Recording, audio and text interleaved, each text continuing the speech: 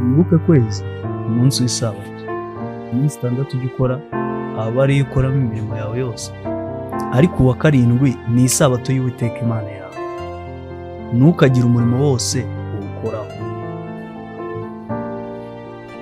Umucyo w'isabato tubahaye ikaze. Muvandimwe muri Kristo Yesu, twongeye guhura kuri murongo w'umucyo w'isabato. Nongeye kukuramutsa mu izina ry'Umwami wacu Yesu Kristo.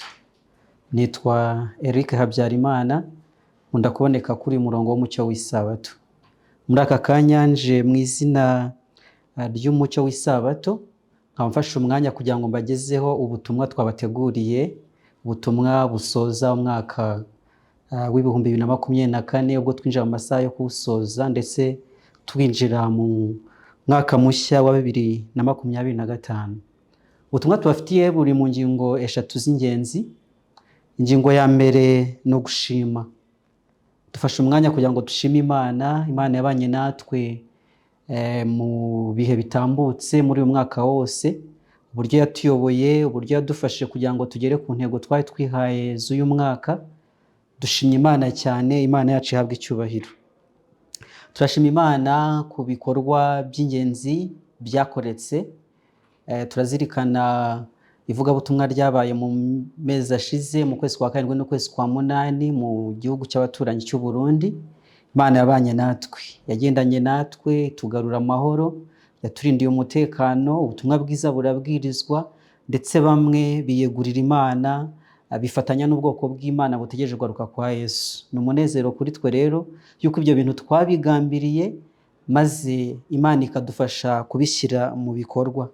Turashimira Imana ibyigisho byagiye bitambuka kuri iyi platform Mucyo w'isabato. Ibyigisho nabyo bitari bikeya mu mwaka wose.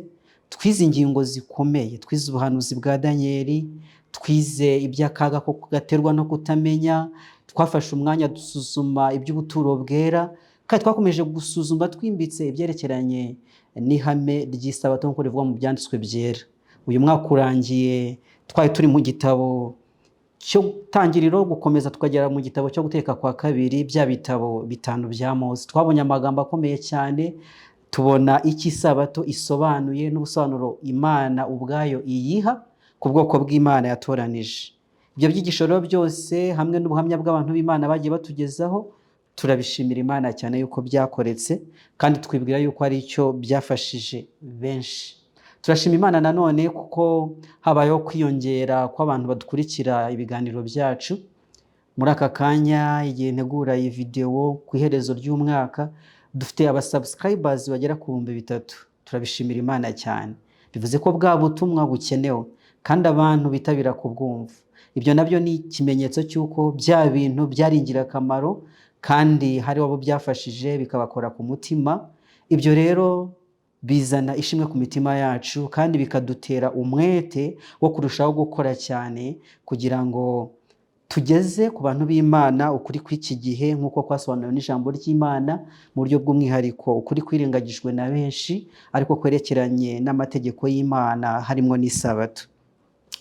Turashima kandi namwe abantu b'Imana bakomeje kudutera ingabo mu rutugu, mwagize uruhare rukomeye kugira ngo ibyo maze kuvuga bishoboke. Hari abantu baduhaye ibiganiro, baratuganiriza. Ndibuka umubyeyi watuganirije ku kaga gaterwa no kutamenya, ndibuka umukambwe umutama Ismael twaganiye ku buturo bwera, ndibuka abantu b'Imana batandukanye bagiye baduha ubuhamya bw'uko Imana yagendanye nabo, ikabavana mu mwijima ikabageza mu mucyo, ndetse ikabamenyesha n'umucyo w'isabato. Uruhare rwanyu rurakomeye cyane kandi rwagize umumaro ukomeye cyane mu gusohoza izo nshingano. Turazirikana abantu baduteye inkunga, bakadufasha muri ibyo bikorwa, bagatanga ubutunzi bwabo kugira ngo imigambi twari dufite ibashe kugerwaho. Imana ibaha umugisha. Umuhati wanyu ntabwo ari ubusa ku Mwami. Turashimira kandi abagiye baduha ibitekerezo bitandukanye, batubwira bati biriya nibyo byiza, biriya ntabwo ari byiza. Izo nama zanyu ni iz'ingirakamaro cyane. Turashimira abadusengeye, ahari twe tutanazi ariko bakumva badufite ku mutima, bagashishikarira kutwereka Imana kugira ngo ibane natwe. Amasengesho yanyu yarumviswe, niyo mpamvu tuje gushima Imana. Imana namwe ibahe umugisha.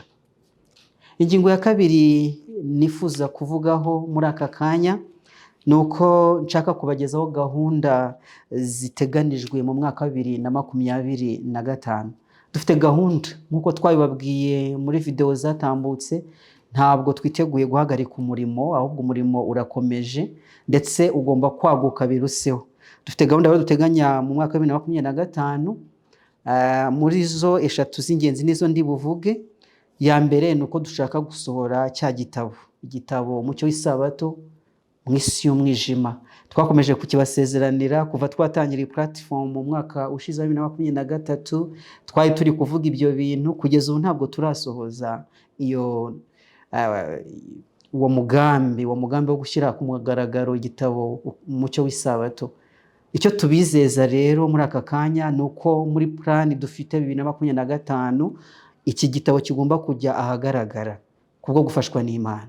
Turifuza yuko ndetse uyu mugambi wazagezwaho muri iki gihembwe cya mbere cy'umwaka wa 2025. Tumaze iminsi tutagaragara kuri platform nk'uko byari bisanzwe ngo tubagezeho video, tubagezeho ibiganiro bitandukanye ko twari dusanzwe tubikora. Nta kindi cyari kiduhugisha ni ukunoza kino gitabo.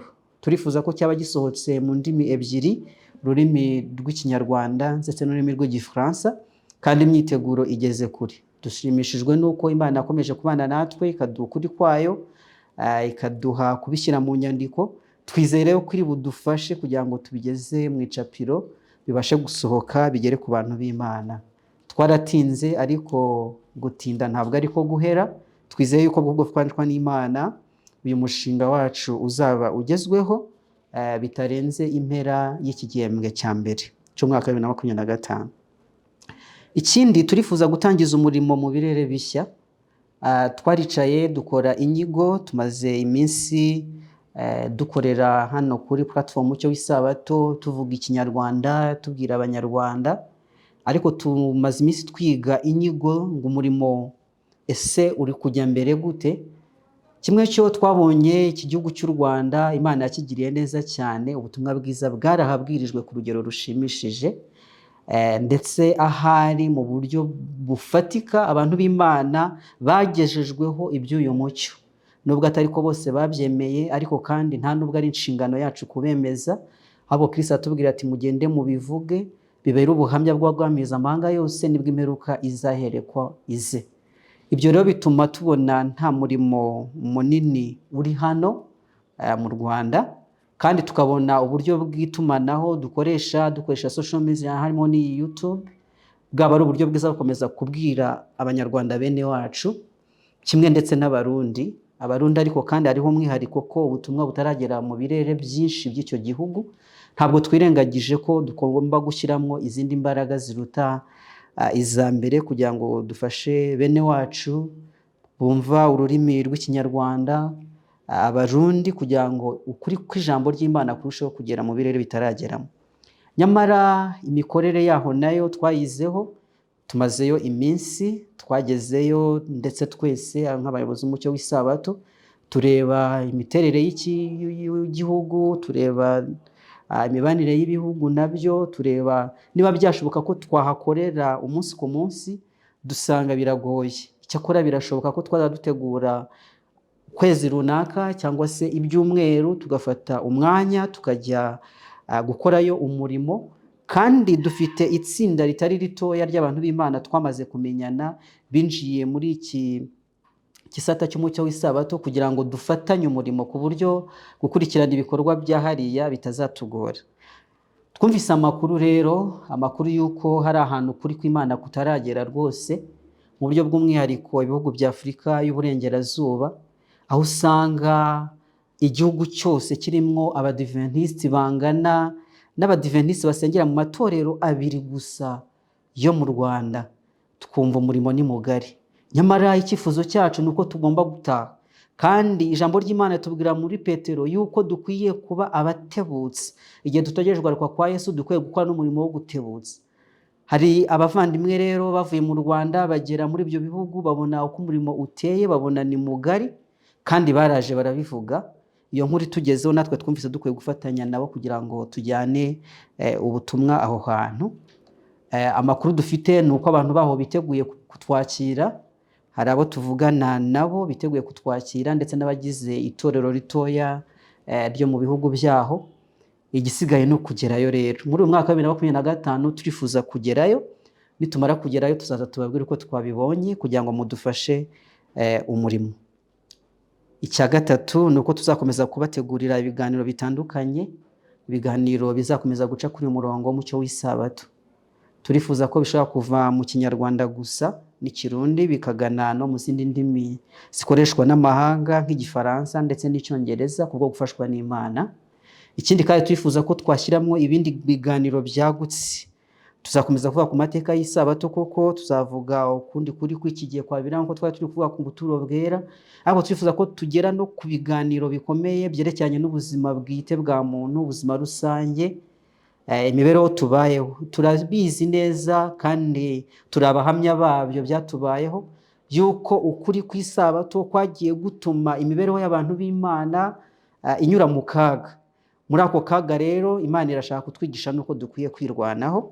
Tuzafata umwanya turebe uko twakwirwanaho mu by'ubuzima nabwo kugira ngo turusheho kugendera mu kuri kw'Imana tutabangamiye imitimanama yacu. Imana izabidufashemo. Muri ibyo byose rero dukeneye ubufasha bwanyu, turacyabategereje. Dukeneye ibyo biganiro bidufasha kumenya kwihangira umurimo, bidusobanura ukuri kw'iki gihe mu buryo bwimbitse. Abantu b'Imana bo musanzwe mudufasha, ntimuzacogore, kandi namwe muhawe karibu kugira ngo mukomeze kudufasha kurushaho kujya mbere. Turifuza ubuhamya bwanyu, abaciye mu bikomeye byerekeranye no kumenya ukuri kw'iki gihe, kugira ngo muze gutera umwete abantu b'Imana barushaho gusobanukirwa n'iby'uko kuri. Muhawe karibu. Ingingo ya gatatu ari nayo sorezaho, ntabwo nifuza kuvuga amagambo menshi, ni uko tubifuriza umwaka mwiza wa 2025. Twashimaga Imana kubwo yatuboye mu mwaka wa 2024, kandi namwe nuko yarabarinze. Imana yacu ihabwe icyubahiro. Mucyo w'isabato dufashe uyu mwanya tubifuriza umwaka mwiza wa 2025. Ni umwaka twifuza ko uzababera wo kwegerana n'Imana biruseho. Uyu mwaka wavuzweho byinshi cyane byerekeranye no gusohora kw'ibihe. Turifuza ko murushaho kwegera Imana cyane no gusobanukirwa ukuri kwayo. Turabifuriza uburumbuke haba mu by'ubuzima ndetse no mu buzima bw'ibyamwuka nabwo. Mu by'ubuzima kugira ngo mubone n'icyo muteza umurimo w'Imana imbere, Imana ibakoresheje iby'ubutwari. Turabifuza guhoza umutima ku biri hejuru atari ku biri mu isi, igihe tutegereje kugaruka k'Umwami wacu Yesu Kristo, kugira ngo ubwo ari hafi kugaruka azasange tumwiteguye.